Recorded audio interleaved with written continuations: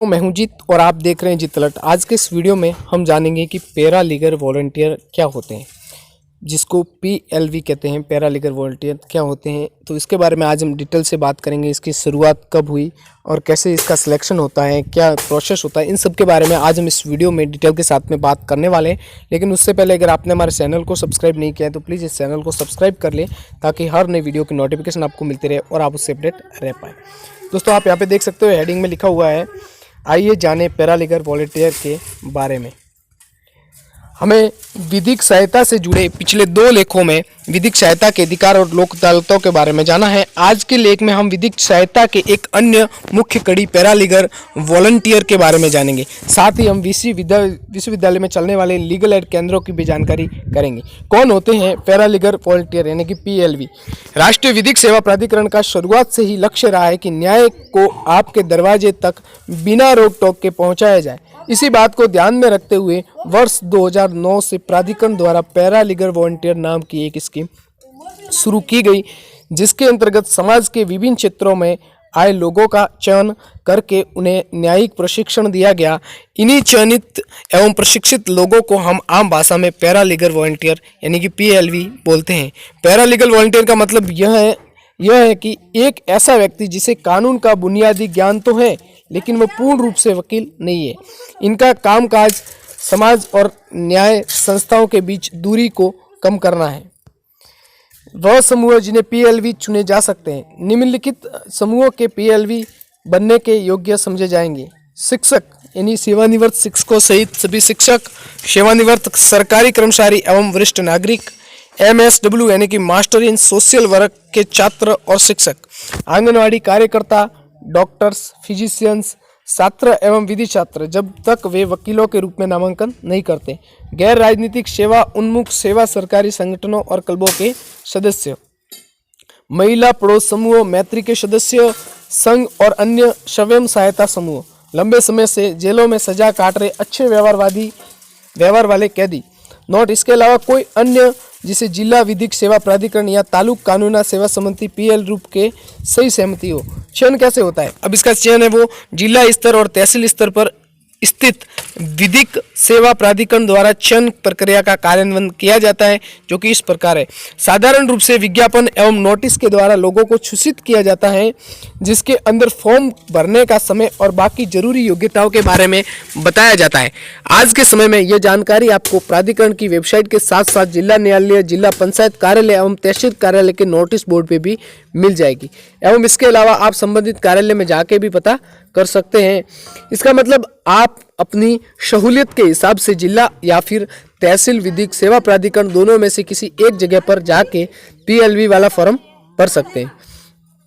आवेदन पूरा होने के बाद जिला और तहसील स्तर पर विधिक सेवा प्राधिकरण द्वारा बनाई गई चयन समिति PLV बनने के योग्य जो भी आवेदक होंगे उनको साक्षात्कार यानी कि इंटरव्यू के लिए बुलाया जाएगा। राष्ट्रीय विधिक सेवा प्राधिकरण के दिशा निर्देशों के अनुसार महिला आवेदक को वरीयता दी जाएगी। इसी के साथ SC, ST, OBC एवं अल्पसंख्यक समुदायों का प्रतिनिधित्व भी सुनिश्चित किया जाएगा। अब इसके प्रशिक्षण की बात करें तो चयनित PLV समूह की जिसको प्रशिक्षण यानी ट्रेनिंग जो है वो जिला विधिक सेवा प्राधिकरण के अध्यक्ष की निगरानी में होगा। एक बार में ज़्यादा से ज़्यादा 50 लोगों को जो है ट्रेनिंग दी जाएगी।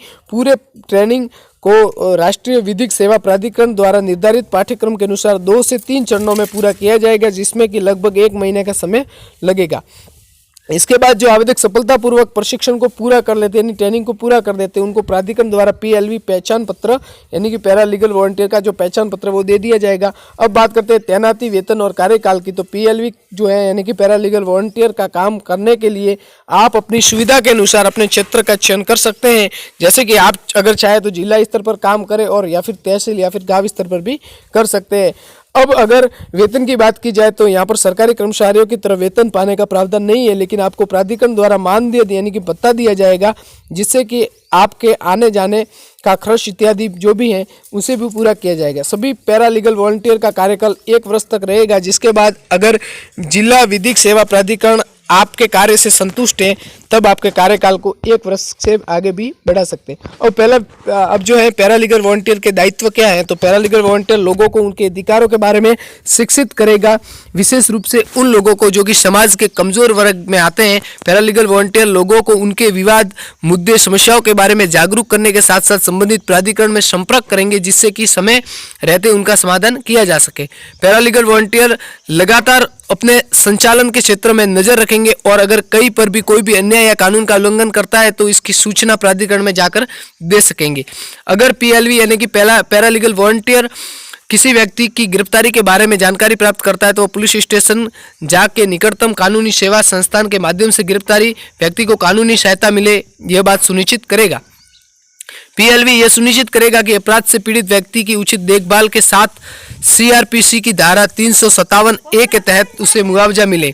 पीएलवी डीएलएसए, टीएलएससी की अनुमति से जेल में बंद कैदियों को भी कानूनी सहायता प्रदान कर सकता है। इसके अलावा वह बाल सुधार गृह भी जा सकता है।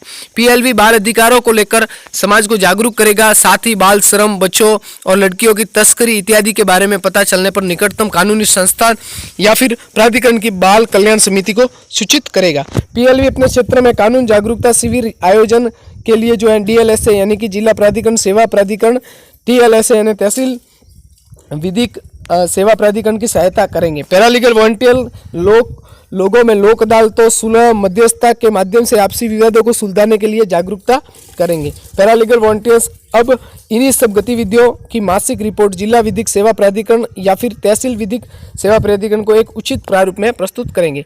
पीएलवी को कब हटाया जा सकता है? निम्नलिखित कारणों की वजह से पीएलवी को हटाया जा सकता है, जैसे कार्यक्रम में रुचि न लेने पर, किसी भी अपराध का आरोपी होने पर, शारीरिक या मानसिक रूप से असक्षम होने जाने पर। विधि विश्वविद्यालयों में चलने वाले लीगल एंड क्लिनिक, इसके बारे में हम अगले वीडियो में बात करेंगे। तो दोस्तों उम्मीद करता हूँ ये वीडियो आपको पसंद आएगा। अगर वीडियो पसंद आए तो वीडियो को लाइक करें और चैनल को सब्सक्राइब करके बेल आइकन को जरूर दबाएं। तो मिलते हैं अगले वीडियो में, तब तक के लिए बाय बाय।